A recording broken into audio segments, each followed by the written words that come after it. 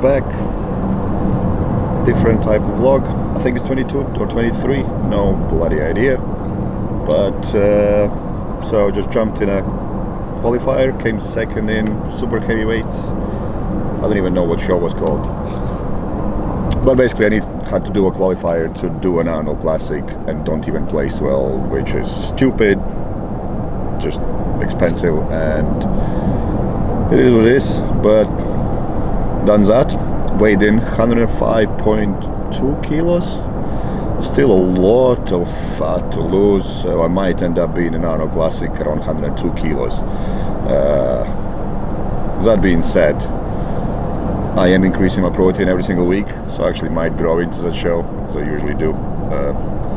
But I genuinely just don't want to eat, which could shrink me, but it doesn't matter. Whatever it is, lean is the goal. So from now on I will stop doing high intensity cardio, just because my legs have been beaten up for very, very, very long time now, as I just don't recover anymore. So massage at least once, twice a week, doing low intensity cardio from now on, so doing 3 40-minute walks a day preferably, and moving on from there we'll just stick to foods that I kind of know works with me. So these last couple days I don't eat rice, and I ate some rice cakes and white rice, and it just gives me a heartburn and just blow me up like balloon. So none of that. Potatoes, bread, those seems to be the best for me at the moment. At the same time I've been eating so sameish that there is no surprise that some enzymes are lacking in my digestive system, so I can't really deal with too much of variety of food without having some kind of issues with it. That being said, training is still going to be intense. I'm actually going to the gym now, so I've competed this morning, which I kind of enjoyed, that I could compete early in the day, have a ton of food, and go do a leg session later in the day, because my legs are still kind of lagging behind of what they used to be, and they are just not leaning up as quick as they used to do, because I just can't train them heavy. So we'll focus on that. We've got 6 weeks, so around 4 or 5 leg training sessions. Gonna make most out of it, just make sure that I actually let them recover this time around. I will try to get some body fat measurements, because one of my clients can actually do professional ISAC measurements with calipers. Will be interesting just to see. Well, let's be honest, I don't care. But it will be interesting for others to see, because people are obsessed about numbers. I genuinely just go by the way I look and the way I feel. That's what's most important to me.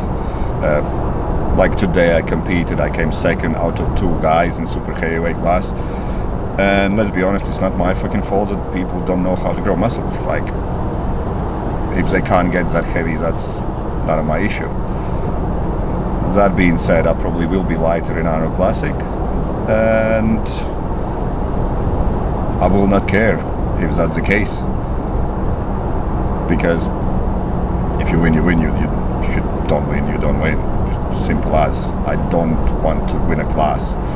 If I can win a class and can't win overall, I'm still a loser. That's kind of my approach. But at the same time, a lot of guys I saw there, they were really struggling, whereas I literally just jumped into show.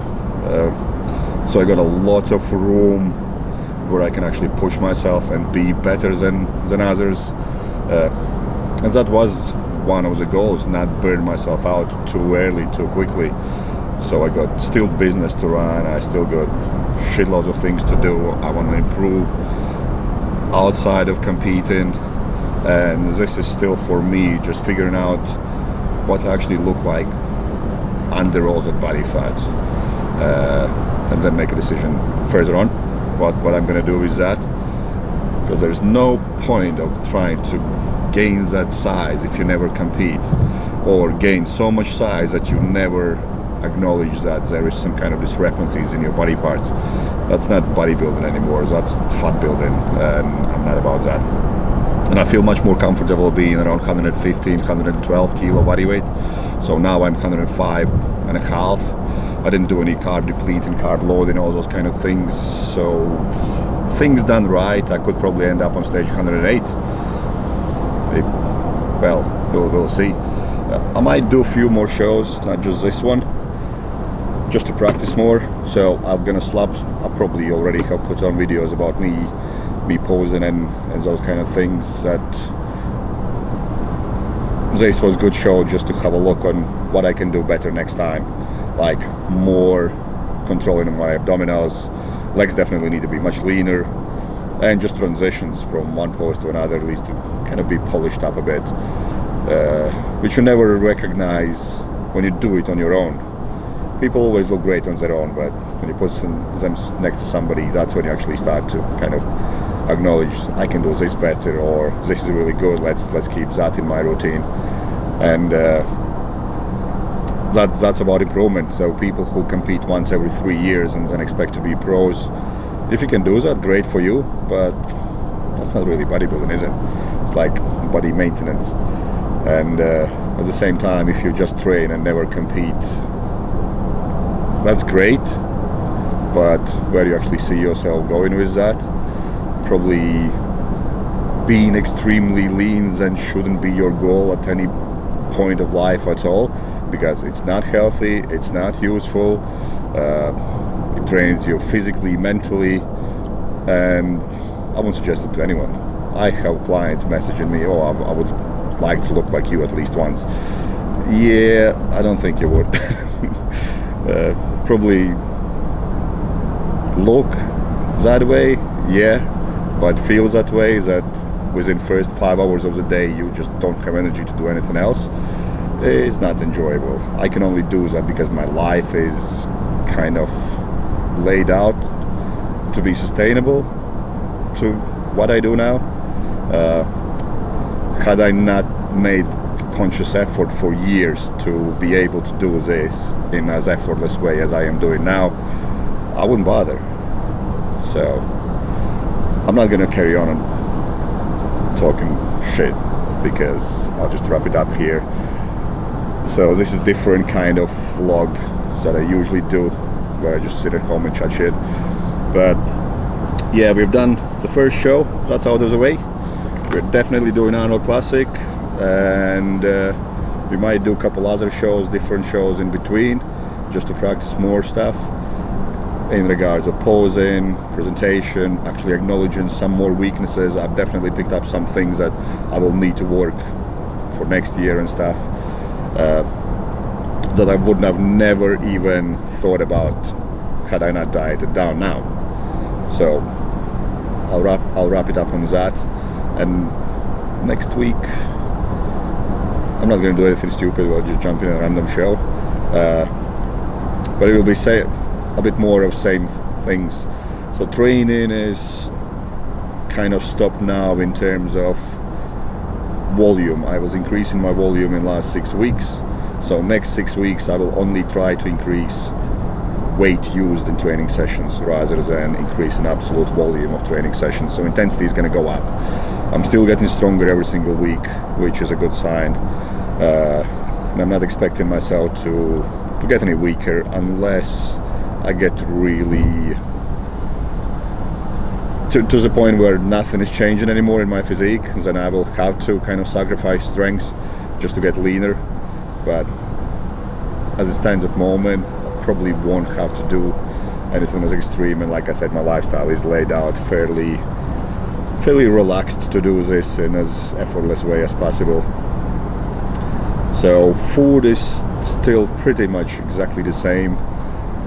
Jump sandwiches and breakfast, then protein shake after training, then some bread and scrambled eggs later on,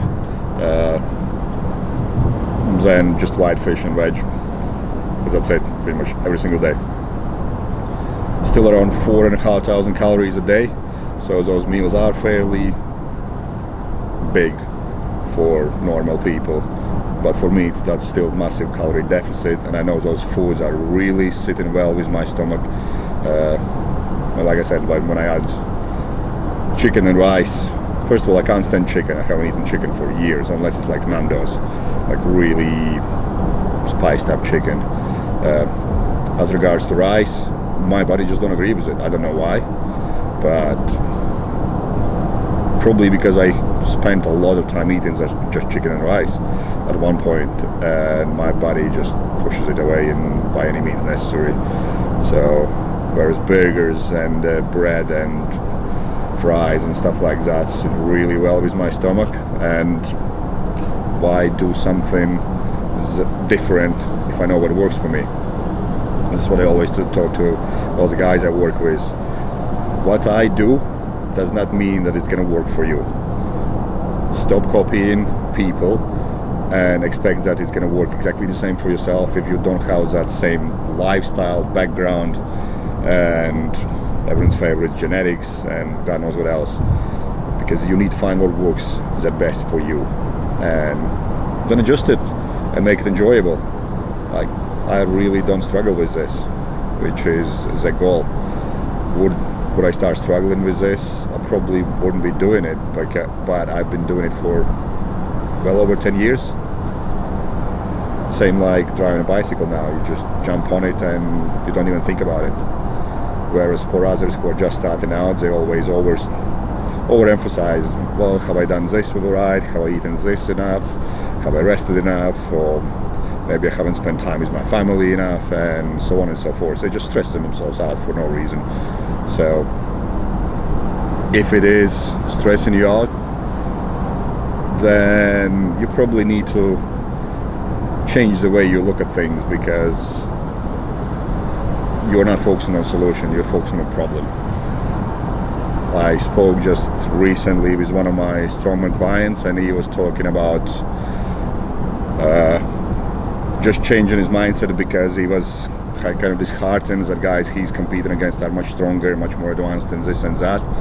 And it was literally just flipping a switch in his head. Why are you focusing on them? Why are you not focusing on yourself, what you can do better to become better than themselves, than they are, because they have trained 10, 15, 20 years longer than you. So comparing yourself to someone like that is just absolutely pointless. You should do, but at the same time you need to acknowledge what kind of detrimental effect it has on your brain, and once you start thinking negatively like that, you deliberately will start to do things that just sabotage everything you do. So anyway, I'll leave you on that, and I'll check in next week.